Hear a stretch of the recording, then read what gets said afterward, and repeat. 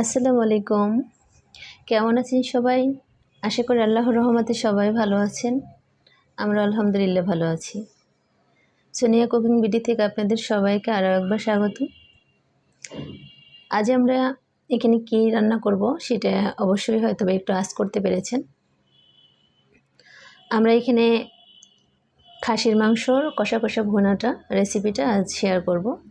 আশা করি যারা নতুন রাঁধুনি আছেন বা আমরা সবার জন্য এটা অনেক উপকারে আসবে। এই খাসির মাংস কষা কষা ভুনার যে টিপস আমি এখানে দিয়েছি, প্রথম থেকে লাস্ট পর্যন্ত ভিডিওটি সবাই আমার সাথে থাকবেন। আশা করি সবার অনেক উপকারে লাগবে। কারণ খাসির মাংস রান্না করলে একটু গন্ধ বা একটা সেন্ট স্মেল, যেটার কারণে আমরা অনেকেই এই মাংসটা রান্না করে বা খাওয়াটা একটু কম পছন্দ করি। তাই এই টিপসটা ফলো করলে আসলে গন্ধ দুর্গন্ধ কিছুই মনেই হবে না যে আপনি সেই খাসির সেই ঘ্রাণটা আপনার এখানে পাবেন। তাই রান্নাটা আমরা কিভাবে করব, কি কি উপকরণ দেব, চলুন আমরা রান্নায় ফিরে যাই। এখানে আমি 1 কেজি খাসির মাংস নিয়েছি। এটাকে ভালো করে পরিষ্কার করে নিয়েছি, লোম থাকে চর্বির সাথে, সেটা যাতে ভালো করে পরিষ্কার করে নিয়ে ধুয়ে আমি একটা পাত্রে ম্যারিনেট করে রাখবো ঘন্টা দেড়েকের মতো। প্রথমে আমি পরিমাণ মতো লবণ দিয়ে দিয়েছি 1 চামচ পরিমাণ। তারপরে আমি এখানে আদা রসুন বাটা দেব, 1 চামচ আদা 1 চামচ রসুন। এখানে আমি হাফ মশলা দেব, আর কিছু মশলা আমি মশলা কষানোর সময় দেব।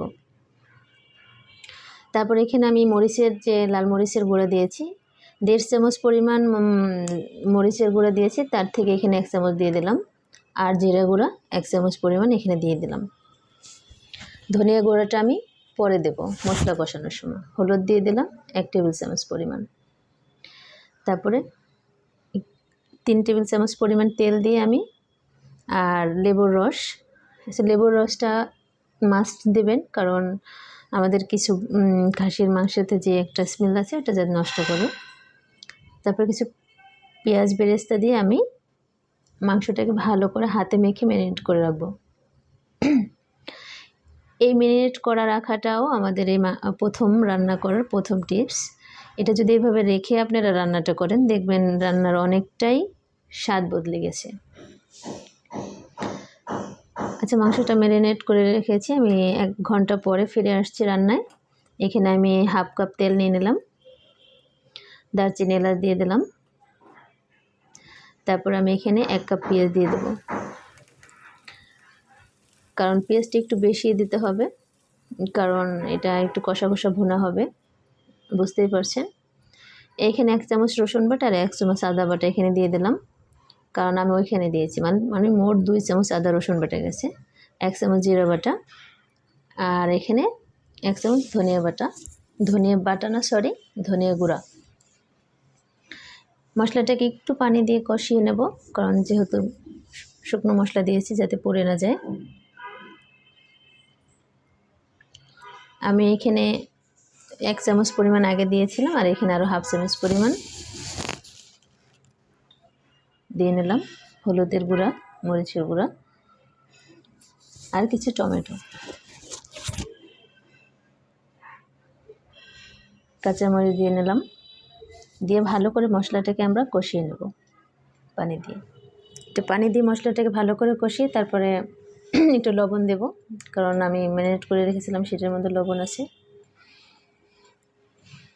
এখন আমি এই মাংসটাকে দিয়ে দিলাম, দিয়ে ঢাকনা দিয়ে কিছুক্ষণ রান্না করে নেব।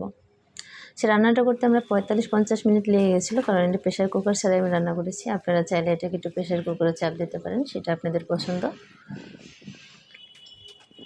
এখানে ঢাকনা দিয়ে মাংসটাকে উল্টে পাল্টে ভালো করে রান্না করে মাঝে মাঝে এটাকে একটু নেড়ে দিতে হবে, যেহেতু ননস্টিকের প্যান লেগে যাবে না, তারপরেও আমাদের একটু নেড়ে দিতে হবে। আর যারা অন্য পাতিলে রান্না করবেন তারা। এখানে আমি 1 কাপ নারকেলের দুধ দিয়ে দিয়েছি, আর হলো 3 টেবিল চামচ পরিমাণ টক দই, বেরেস্তা দিয়ে আর হাফ চামচ চিনি দিয়ে ফেটিয়ে আমি এখানে দিয়ে দিলাম। এই দুটো টিপস আপনারা যখন এই রান্নাটা দেবেন, দেখবেন এই রান্নার স্বাদটা অনেক অসাধারণ হয়েছে। কোনো গন্ধ দুর্গন্ধ কিছুই লাগবে না, যে এটা খাসির মানে যে খাসির যেটা মাংস রান্না করছেন, যে এটা স্মেল থাকে সেটাই একেবারে চলে যাবে। অসাধারণ একটি খাসির কষা কষা ভুনা হবে। এখানে ঢাকনা দিয়ে আমি আরও কিছুক্ষণ রান্না করে নেব।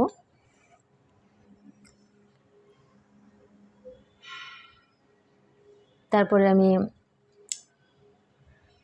এখানে যে কিছু কাঁচামরিচ দেব। এই কাঁচামরিচটা আমার কাছে মনে হয়েছে যে আর একটু যে ঝাল দিয়েছি আর একটু হালকা ঝাল দিলে হয়তো ভালো লাগবে, তাই তারপরে এই মরিচটা তো অনেক মানে ঘ্রাণটাই বের হবে, ঝালের পরিমাণটা একটু কম বের হবে, কারণ মাংসটা কষা হয়ে গেছে। এখন আমি এটাকে সিদ্ধ করার জন্য ঝোলের পানিটা দিয়ে দেব।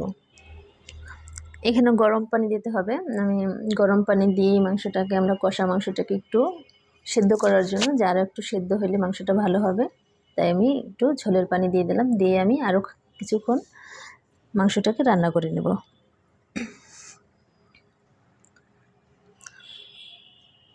আমি এখানে যে ভাজা মশলাটা বানিয়ে রেখেছিলাম সেটা আমি দিয়ে দেবো এখানে দারচিনি, এলাচ আর কিছু জিরা দিয়ে একটু ভাজা মশলা বানিয়ে রেখেছিলাম, এই মশলাটা আমি এখানে দিয়ে দেবো।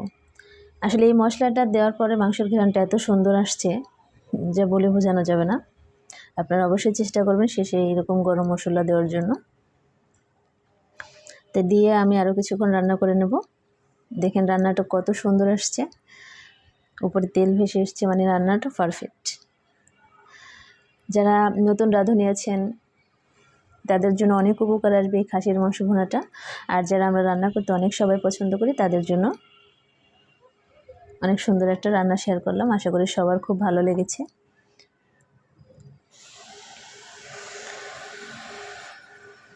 আমার রান্নাটা যদি ভালো লেগে থাকে, ভিডিওটা যদি আপনাদের কাছে ভালো লেগে থাকে, প্লিজ ভিডিওতে একটি লাইক দিতে ভুলবেন না। আর যারা ইউটিউব থেকে আমার ভিডিওটি দেখবেন তারা কমেন্ট বা শেয়ার করতে পারেন।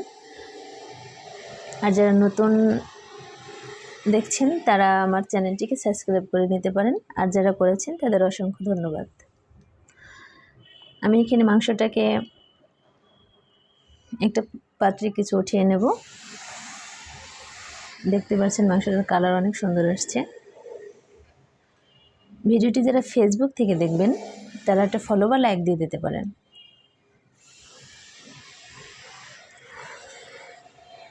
আসলে মাংস রান্না করা, হাঁসের মাংস, খাসির মাংস, গরুর মাংস আমরা সবাই অনেক রকমভাবে রান্না করতে পারি। তবে কিছু ছোট ছোট টিপসের কারণে আমাদের রান্নাটার একটু স্বাদের পরিমাণটা একটু বাড়ে, ঠিক আছে? তাই আমরা সেটা অবশ্যই ফলো করব। এখানে